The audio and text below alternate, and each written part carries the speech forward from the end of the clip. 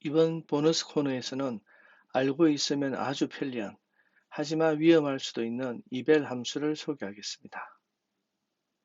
이벨 함수는 전달 인자로 받은 표현식을 문자열로 받아서 파이썬이 동적으로 실행해주는 함수입니다. 그리고 이 표현식이 만일 실행할 수 없는 표현식이라면 오류가 납니다. 말이 좀 어렵죠? 일단 예를 보면서 이벨 함수에 대해서 알아보도록 하겠습니다. 왼쪽 위에 있는 코드들을 한번 보시겠습니다. 여기 있는 코드는 첫 번째 줄에 있는 코드는 뭔가요? 5 더하기 7이라는 문자열이죠.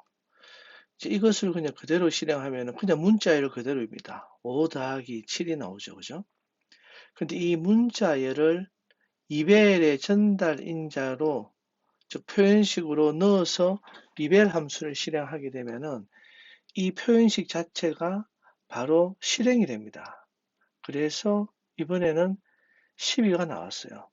즉 문자열 5 더하기 7이 이번에는 실제 표현식으로 바뀌면서 실제 숫자 5 더하기 7이 되어서 그 결과값인 12를 보여주게 됩니다. 만약에 이벨 함수 안에다가요, 이렇게 숫자 5 더하기 문자열 7을 하면 어떻게 될까요? 이런 경우는 오류가 나겠죠. 왜냐하면 표현식으로 문자열을 받기 때문에 오류가 납니다. 왼쪽 맨 아래에 있는 예를 한번 볼까요? 이벨 함수 안에다가 문자열입니다. 문자열 프린트 갈로 10 더하기 5 갈로 닫고 따옴표로 묶었죠. 이런 문자열을 이벨 함수에 넣고 실행을 시키면요. 이 문자열 안에 있는 내용이 실행이 됩니다. 즉 문자열이 아니라 프린트 명령문이 되는 거죠. 그리고 그 안에 있는 숫자 10과 5를 더해서 실행하기 때문에 그 결과는 실제 이 코드로 보면 어떻습니까? 15가 나와야 되겠죠. 실제 15가 나왔습니다. 이렇게 실제 파이썬 코드를 실행할 수 있기 때문에 사실 이벨 함수를 실무에 배치하는 프로그램 안에다가 넣으면 위험할 수도 있겠죠.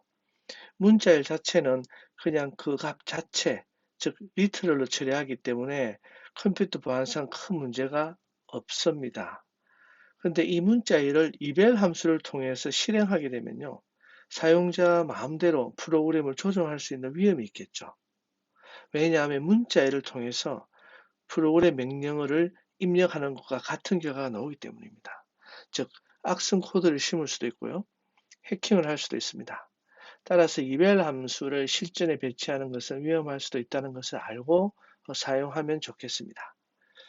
이번에는 이제 오른쪽 코드를 한번 실행해 보겠습니다. 이 예시에 있는 코드는요, 이벨 함수가 전달 인자를 받는 문자열을 이제 사용하려 할 때 가끔 실수하는 부분입니다. 오른쪽에 있는 첫 번째 코드는 이제 더하기를 해서 양쪽에 있는 문자열을 결합하는 거죠. 그래서 이 결과는 바로 안녕 파이썬 이렇게 나옵니다. 이렇게 하는 것을 실행하기 위해서 이걸 이벨 함수에 넣을 경우 만약에 그냥 그대로 이렇게 넣으시면요. 어떻게 되겠습니까? 문자열을 2개 넣고 가운데 플러스가 있게 되는 거죠. 그죠? 근데 이 결과를 보면요. 이렇게 나옵니다. 안녕 파이썬이나 이름이 정의되어 있지 않다고 보는 거죠.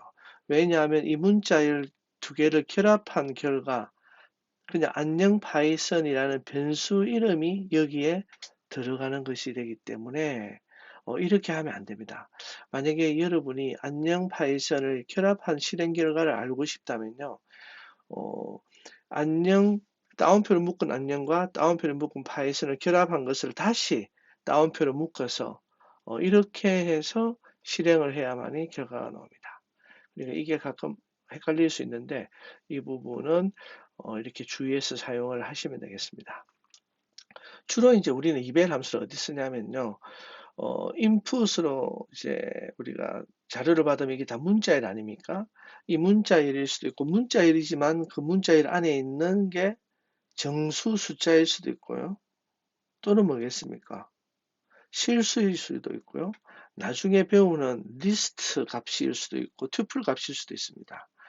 이것의 어떤 값이든지 간에 이 값들을 이벨 함수를 통해서 한번 걸러내면은 실제적으로 좋겠죠. 그래서 여기서 내가 이제 숫자를 입력하세요라고 했을 때 여기다가 숫자를 만약에 입력을 했다. 뭐 예를 들면 5를 입력했다 하면은 이 5가 문자열이지만은 이 x가 이별 함수를 통했기 때문에 5의 문자열이 숫자 정수 5로 바뀌었죠. 그리고는 5 곱하기 10이 되어서 50이 됩니다. 이런 식으로 변환이 가능하겠죠. 그래서 뭐 우리가 자료형 변환을 자료형 변환하는 클래스를 쓰지 않고 이별을 쓰더라도 이렇게 형 변환이 가능하다는 것을 알 수 있습니다. 지금까지 이별 함수에 대해서 알아봤습니다. 감사합니다.